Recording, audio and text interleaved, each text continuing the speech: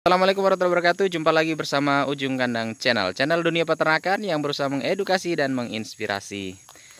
Nah, konten kali ini sedikit berbeda. Kalau sebelum-sebelumnya kita banyak membahas tentang unggas, kali ini kita coba untuk mengulas tentang salah satu ternak besar yang populer di dunia peternakan, yaitu sapi.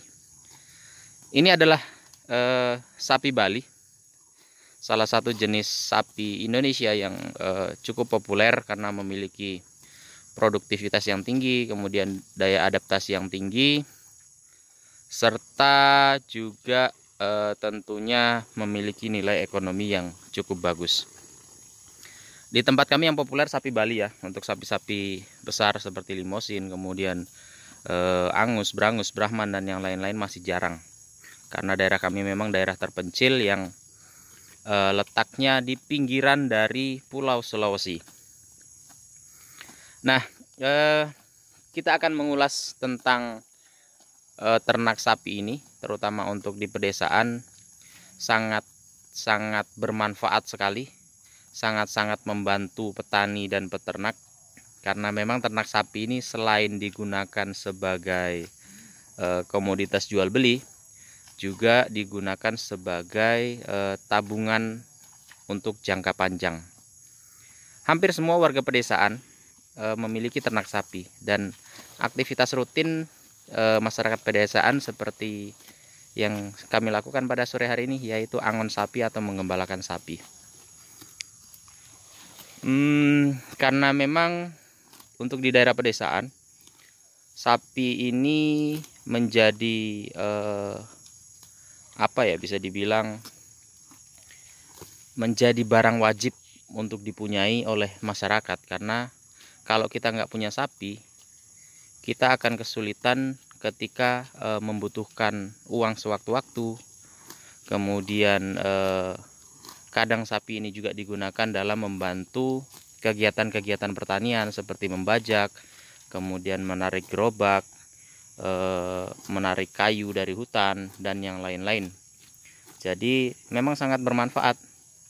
Nah, satu lagi, ini sapi bukan sapi saya ya. Jadi ini bukan sapi milik saya sendiri. Saya juga baru belajar untuk mendalami bagaimana dunia persapian. Karena memang sebelumnya saya lebih banyak fokus di peternakan unggas atau khususnya untuk ternak ayam. Ini baru belajar untuk mulai ternak sapi. Nah, saya sampaikan kembali bahwasannya sapi ini bukan sapi saya. Jadi untungnya di wilayah kami, atau mungkin juga banyak di daerah-daerah pedesaan yang lainnya, ketika kita tinggal di desa, maka banyak sekali potensi-potensi yang bisa kita gali dengan cara gratis. Contoh seperti sapi ini.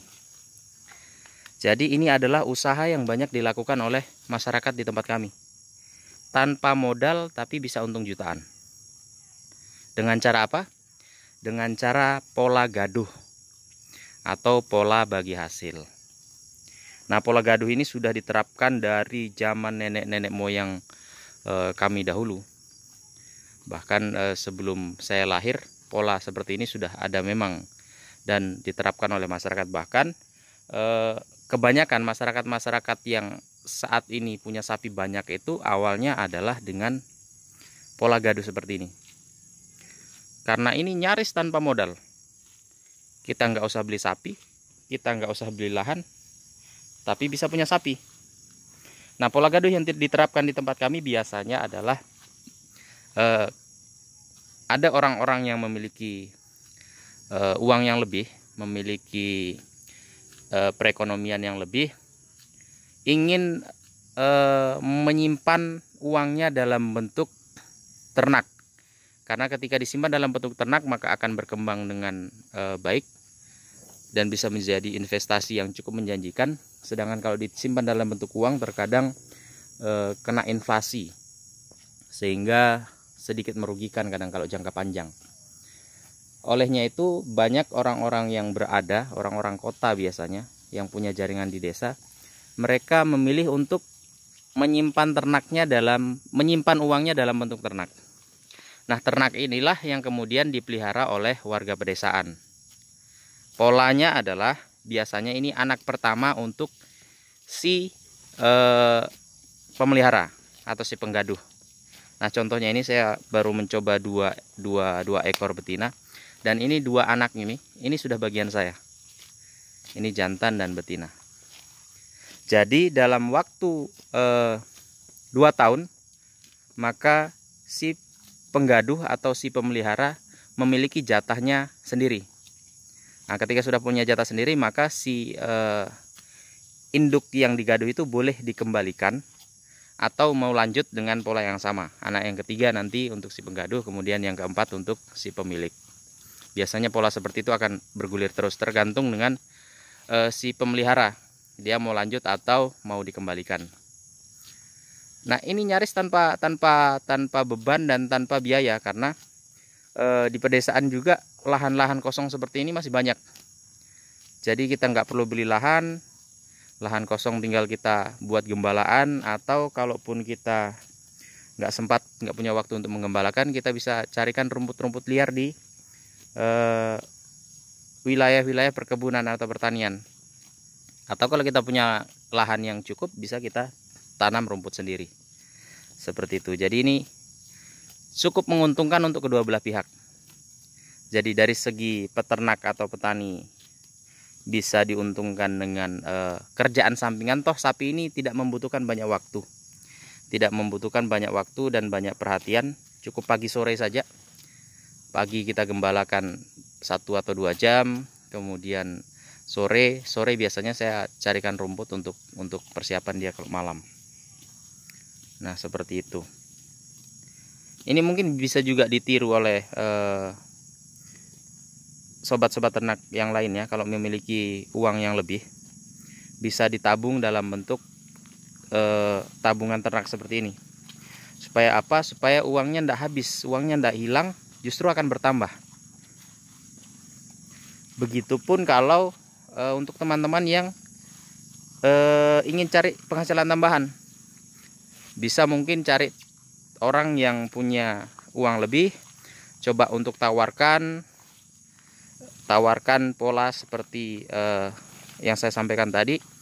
Mitra untuk pembelian sapi, kemudian anak pertama untuk si pemelihara, anak kedua untuk si pemilik.